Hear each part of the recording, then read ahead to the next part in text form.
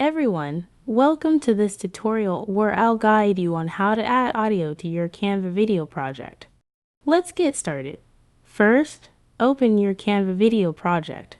By adding audio, you can bring in a voiceover, music, sound effects, or any other audio elements to elevate your video. Navigate to the left side and click on Uploads, then select Upload Files.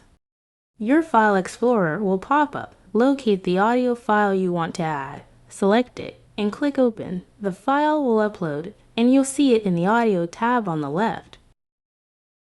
To insert the audio, click on it and drag it into your project. At the bottom, you'll notice a prompt saying Drop Music, which is applicable to all types of audio files.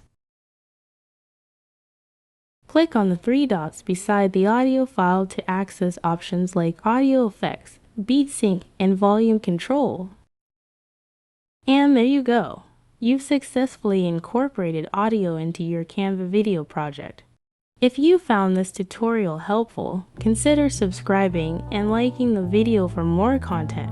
Thanks for tuning in.